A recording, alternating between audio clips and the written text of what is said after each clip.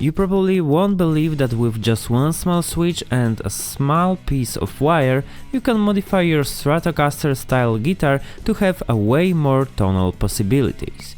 And of course in this video I will prove you that's possible, and the cost of such a modification is just about $1 and at most an hour of your time. So the first thing I do is loosen the strings and cut them so I can freely pull them out from the back. To perform this modification we'll need to access the electronics, so I start by unscrewing the pickguard screws one by one. I recommend, just like I did, getting a small container to toss in all the parts we'll be unscrewing and later desoldering from the guitar. That way you won't lose anything and everything will be in the same place. I always drop something on the floor, so I've gotten used to grabbing a little box like that. And as you can see, the pickguard is detached. You also have to be careful with the wires coming from the bridge and from the output jack. As you can see, the guitar looks nice from the outside, but inside those wood shavings covered in dried lacquer don't leave the best impression.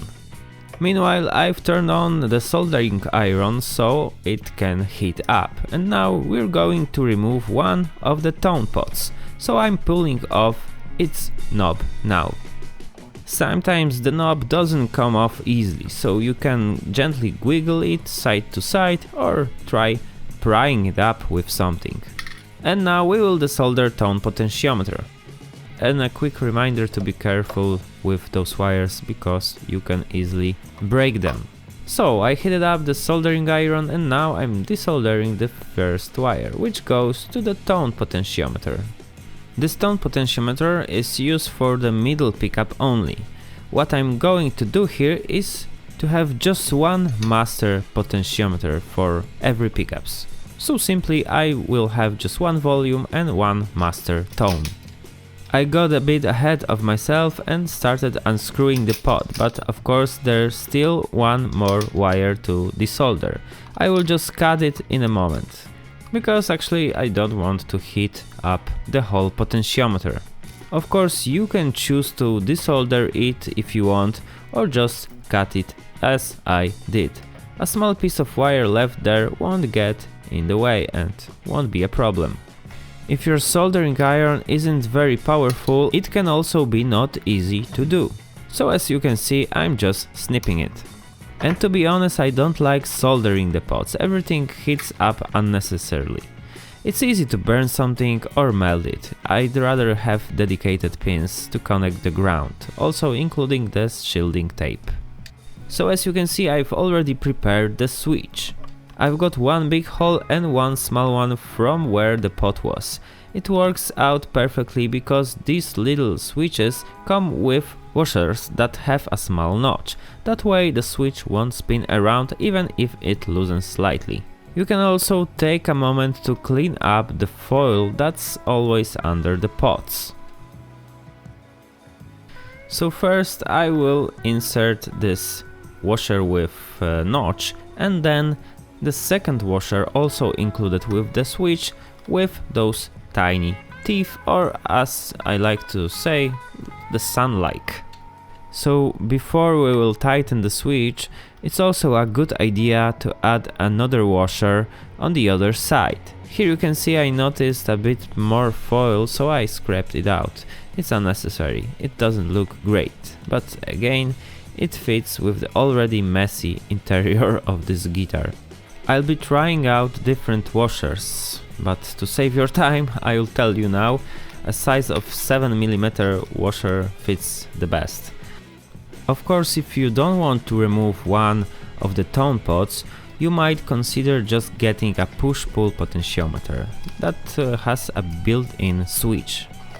That way you can keep the second tone potentiometer and still have a switch that does exactly the same thing. Always try to tighten the things as much as possible, but don't overdo it, because you can strip the threads, especially if you try to save a bit money and getting a cheap switches. That usually ends badly.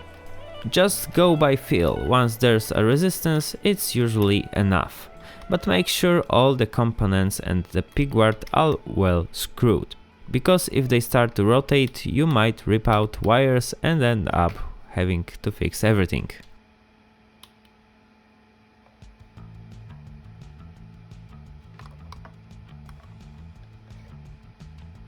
So now we will solder 2 pieces of wire to the 2 spots on this 5-way switch.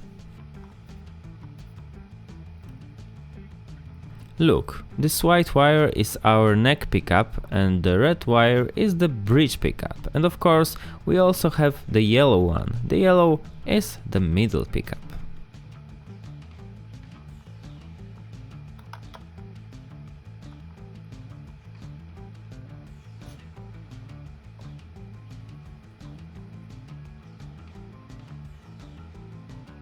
And of course, to make a master tone control, we need to resolder this yellow wire from the tone potentiometer to the place where the red one goes, the one that sends out signal to the volume potentiometer.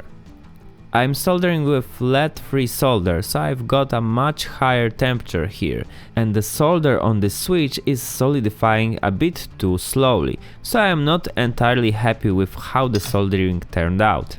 The tripod near my head got in the way a bit, so I haven't got a good vision, but you will see probably a few moments when I hit it with my head, so the screen is shaking. Anyway, after soldering everything holds together, so I'm not going to mess with it anymore. Now the tone works as a master tone. Okay, so now it's time for our switch. I'm using on-on switch, but you can also use on-off. The idea is just that one position is doing nothing and the second one connects the neck pickup with the bridge pickup. As you can see, I soldered a wire to the center pin of the switch, which I will then connect to the pin on the 5-way switch that goes to the neck pickup. Be sure to measure the right length, of course. These wires I'm using are great, the insulation comes off easily with your fingernails. So I really enjoy using them. They're also a solid core. I don't like stranded wires, as you probably already know from my other videos. Sometimes originally wires are not inserted correctly into pins, so be careful while soldering because everything can just desolder and you must put everything into those pins again. So that's what happened here and I needed to hold everything together. If something goes wrong, just reheat it once again and look if everything is connected. And of course remember, don't rush, but also don't overheat the switches, because you can easily ruin them that way. Make sure your soldering iron is hot enough. If you're having trouble desoldering something, always add a fresh solder or some flux and adjust your temperature according to the type of solder you're using. Now I'm soldering the second pin so that the mod is activated when the switch is up and deactivated when the switch is down. So this wire from the outer pin on our side will now be connected to the pin that goes to the bridge pickup on the 5-way switch. Now let me explain how this modification works and what we have actually done. As you know, a switch in a Stratocaster has 5 positions, so we have 5 pickup configurations, but right now we have 2 more. So when the switch is up, we're connecting the bridge and neck pickup, so we have more like Telecaster sound.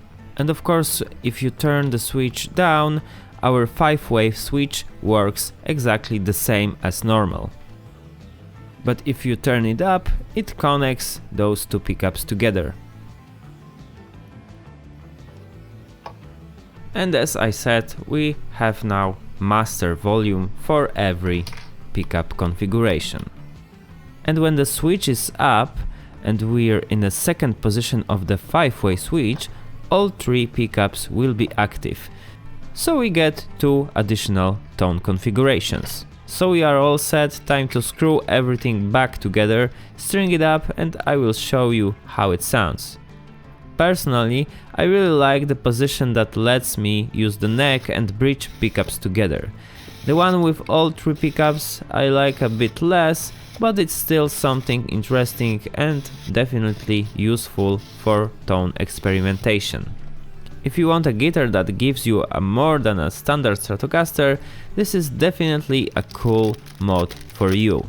And most importantly, I think it's really worth doing because it's super easy and super cheap.